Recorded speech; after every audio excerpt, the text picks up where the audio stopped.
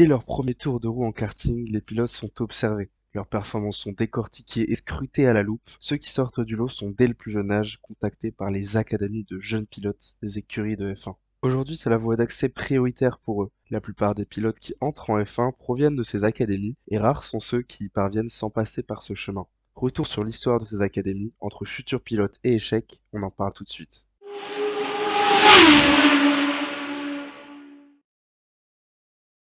Les académies ou programmes de développement de jeunes pilotes se sont développés au courant des années 2000. Elles permettent aux écuries de Formule 1 de repérer les talents de demain et de les entraîner à devenir de meilleurs pilotes pour atteindre un jour peut-être la catégorie reine du sport auto. Les jeunes pilotes ont une préparation physique intensive au cours de laquelle ils suivent des entraînements tout au long de l'année. Par leurs académies, les écuries de Formule 1 financent les saisons juniors de leurs protégés et leur permettent de se concentrer sur leurs performances. Les line-up des junior teams, eux, changent régulièrement, et il n'est pas rare que la moitié des pilotes changent chaque année. Rien qu'entre 2023 et 2024, on compte pas moins de 4 pilotes qui ont par exemple quitté l'Académie Red Bull. Mais rejoindre un junior team reste l'un des objectifs prioritaires des jeunes pilotes, car il leur assure une certaine sécurité pour lancer leur carrière. On en compte 8 reliés à des écuries de Formule 1 en 2024. Seuls Haas et Racing Bulls n'en ont pas. Mais on sait que l'écurie B de Red Bull profite de sa filière de jeunes pilotes, et donc seule l'écurie américaine n'a pas de jeunes talents à sa disposition. Les premières ont été créées aux alentours des années 2000, McLaren en 1998, Red Bull en 2001 et Renault en 2002. Mais c'est bien l'écurie autrichienne qui a démocratisé ce modèle. De Christian Klein en 2001 jusqu'à Liam Lawson en 2023, on ne compte pas moins de 16 pilotes qui sont montés en Formule 1 dans un baquet Red Bull ou Toro Rosso ou AlphaTauri après être passés par son programme. La réussite de ce système a incité la plupart des autres écuries à fonder leur propre équipe.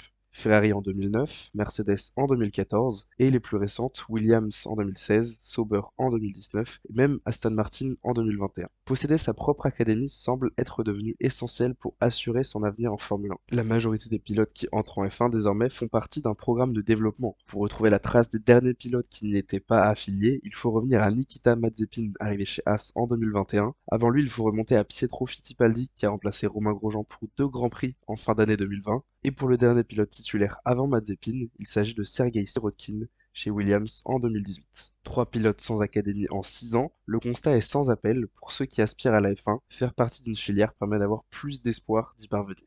Et en 2024, c'est 17 des 20 pilotes de la grille qui sont passés par là. Red Bull en a même formé 6, dont 4 qui sont passés par l'écurie mère. On parle évidemment de Max Verstappen, Daniel Ricciardo, Pierre Gasly et Alexander Albon. On pourrait même voir Carlos Sainz dans le baquet Red Bull la prochaine année si vous avez suivi ma vidéo sur les transferts. Vous pouvez voir les détails des autres pilotes qui ont débuté dans une académie sur ce visuel. On peut notamment voir que seuls 5 pilotes roulent actuellement dans leur écurie formatrice. Max Verstappen chez Red Bull, Charles Leclerc chez Ferrari, Lando Norris chez McLaren et George Russell chez Mercedes.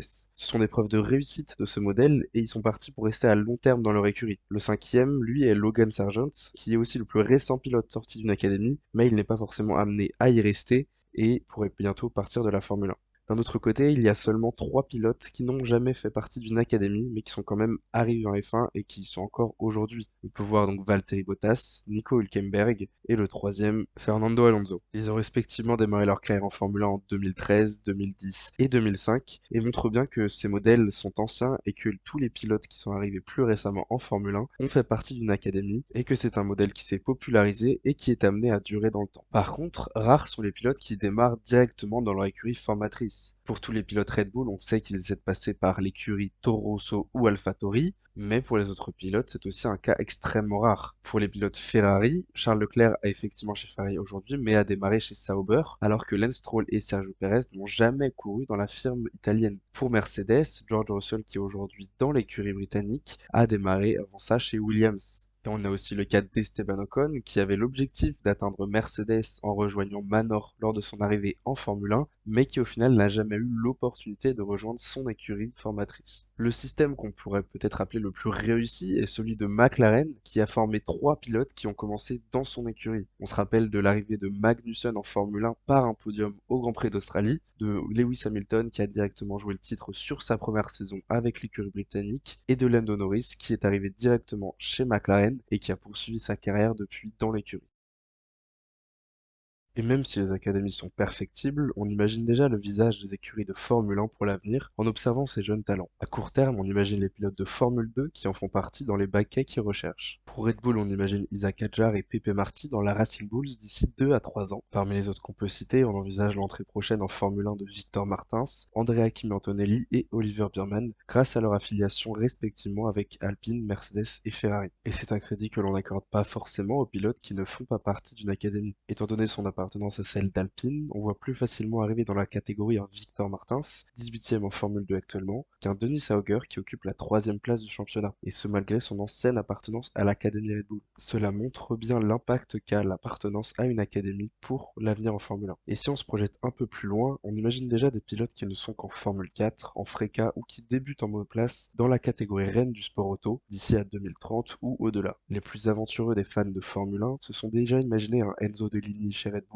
qui débute en FRECA, tout comme un Hugo Choukou qu'on voit déjà signer chez McLaren en Formule 1 dans un avenir lointain. Certains voient même des pilotes qui n'ont pas débuté en monoplace, comme Oleksandr Bondarev, parvenir à trouver un baquet un jour simplement car ils font partie d'une académie, en l'occurrence William pour lui. Car ces modèles apportent de l'espoir et tracent les voies des jeunes pilotes qui cherchent à se faire une place dans le monde impitoyable du sport auto. Mais leurs voies ne sont jamais tracées jusqu'au bout. Et si on reprend l'exemple de Logan Sargent, c'est aussi un exemple parfait de la limite de ce modèle. Les écuries de Formule 1 privilégient les pilotes de leur académie en écartant des meilleures options. Par exemple, Logan Sargent monte après une 4e place en Formule 2 en 2022, alors qu'un Felipe Drugovich, vainqueur du championnat cette année-là, n'aura sans doute jamais de baquet en Formule 1. Et même si l'entrée en Formule 1 de Guan Yu Zhou chez Alfa Romeo et d'Oscar Piastri chez McLaren, malgré leur formation avec Alpine ou Renault, peut nous faire croire que ce sont des transferts communs, en réalité c'est surtout une preuve d'échec pour l'écurie d'Enstone, et plusieurs jeunes pilotes se sont retrouvés bloqués par leur académie. Plusieurs grands talents ne verront pas la F1 à cause d'un mauvais timing. Robert Schwarzman, Théo Pourchaire ou encore Frédéric Vesti, ces pilotes auraient mérité une place dans la catégorie reine du sport auto, mais aucune place ne s'est ouverte pour eux dans leur écurie mère, et leur appartenance à une académie a repoussé l'envie des autres écuries de les faire signer chez eux. Et ces frustrations risquent de se poursuivre, car à l'inverse des pilotes appartenant aux académies, les places, elles, sont peu nombreuses en Formule 1. Et on peut observer dans la catégorie junior les nombreux jeunes pilotes qui arborent les livrets et combinaisons de leurs écuries protectrices. En Formule 2, c'est la moitié des pilotes de la grille qui sont sous contrat d'une académie, et en Formule 3, c'est 9 des 30 pilotes qui en font partie. Mais vraisemblablement, les grandes écuries désireuses de titres en F1 ont tout intérêt à poursuivre leur recherche des futurs champions dans les catégories juniors. De cette façon, elles s'assurent de réserver le début de carrière d'un pilote s'il a du potentiel pour tenter d'un jour le faire gagner dans leur écurie en Formule 1. C'est un investissement qui semble nécessaire et qui a permis à Red Bull d'emmener Max Verstappen jusqu'au titre de champion du monde. Merci d'avoir suivi cette vidéo, j'espère qu'elle vous a plu. N'hésitez pas à m'indiquer en commentaire quelle filière a été pour vous la plus performante et à vous abonner à la chaîne pour suivre les prochaines vidéos.